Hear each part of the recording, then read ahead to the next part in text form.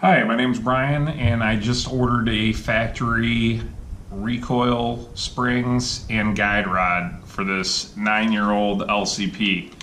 I bought this gun just after the recalls on the hammer in 2008, and that has a diamond stamped on there.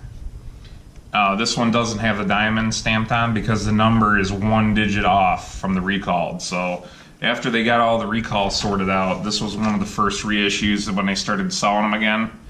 So this gun has about 3,000 rounds in it, maybe a little bit more. Yeah, average about 300 rounds a year, and it's just mostly defensive because I use this as a pocket gun. Even though I'm 6'1", 280 pounds, this gun fits perfectly in my pocket. And of course I have Glocks and Smith & Wesson revolvers and all that other stuff, but this gun, even if as a backup, it's just very comfortable to carry, especially wearing light workout clothes with shorts or whatever. So anyways, this gun I've had for 9 years, bought it brand new, and I noticed after me and my son went to the range and put a couple hundred rounds through it the other day that the guide rod on it didn't look very good. So I went ahead and ordered the factory Ruger, $2 for the guide rod, and $2 for the inner spring, and $2 for the outer spring. So I went ahead and ordered an extra set for the next time that I have to do this, hopefully in another 9 years from now. So anyways, gun is clear. I'm going to use the Ruger pin removal tool and pull that out, and carefully. Okay, now this is the problem that I had with this, that I noticed. The spring has actually found its way over the head of the guide rod. And when I take this apart, you will see the spring actually worked its way over top. And the reason why I did this is because it's completely mushroomed around the edges. So it just wore out. And I know this isn't a target pistol, this isn't a competition pistol, it's just a pocket pistol. So, you know, it does have maybe a little more wear and tear on there than it should for what it is. But anyways, what I didn't like about it is the way that this seats onto the barrel now. It doesn't stick in there very good because it's all mushroomed on the head. It actually, the whole thing is mushroomed all the way around. And here's the new one. It has a nice clean edge on it. So it actually sticks in here really nice. It doesn't come out. It pushes in there nice and solid. So another thing I noticed is the springs compressed quite a bit. So what you have is, here's the outers, and both of these are the factory Ruger. And what you have here is a good 1/2 inch to maybe 5/8 of an inch shorter, looks like. So I mean, that's how much it compressed down. Yeah, and I guess you could stretch it out or whatever, but for $2, I'll just pitch it out. And the same thing with the inners. The inners shrunk down a little bit too, maybe not as bad, but the way that the ends of this are opened up, I don't like that at all. So that's getting pitched out.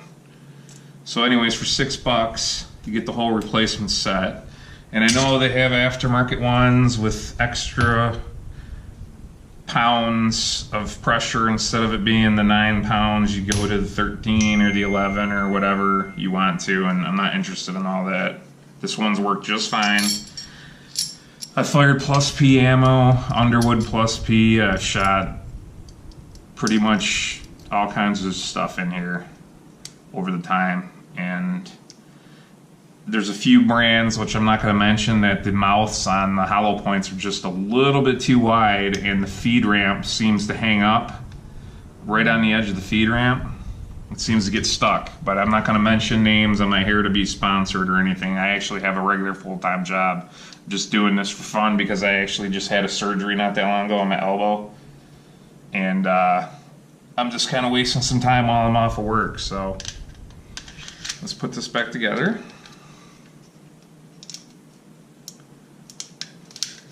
There you have it. And it is so much stiffer now, like it's supposed to be.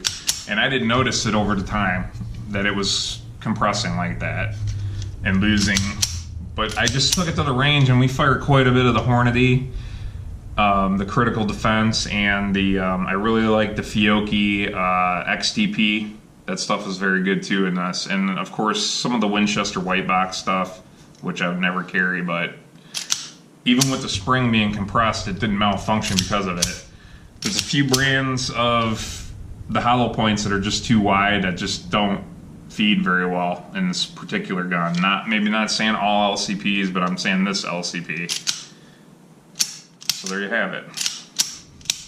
Another thing I've noticed, which I contacted Ruger about, I'm gonna take this back apart, is the rifling on this barrel is wore out considerably, especially in the first half of an inch to maybe 3/4 of an inch.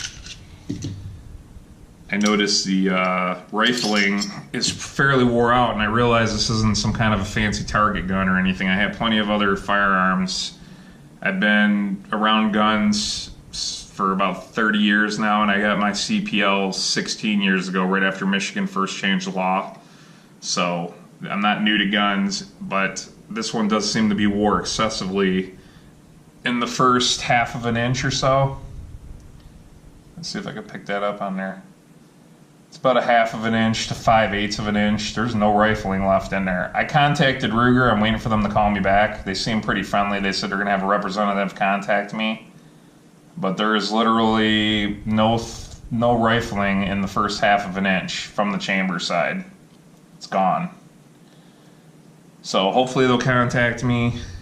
I don't think it's going to be a big problem. Hopefully they'll just send me another one, or I'll charge me whatever they're going to charge me. I know these guns are sub $200 now, so I mean, it's not like it should be that expensive for them to send me a barrel if they're going to charge me for it. But I really do like the size of this, and it's not like I'm a small person. Like I said, I'm 280 pounds. Sometimes I get up, when it's season for lifting for me, I'll get up close to 300 pounds, and I'm 6'1", so it's not like I can't hide a bigger gun. But of course I do carry other bigger guns sometimes. But I'll tell you, for convenience, this thing is always easy to just toss in your pocket. Especially when you got a nice little holster to just toss it right in your pocket. So I'm been very happy with this gun. And we'll see what they say.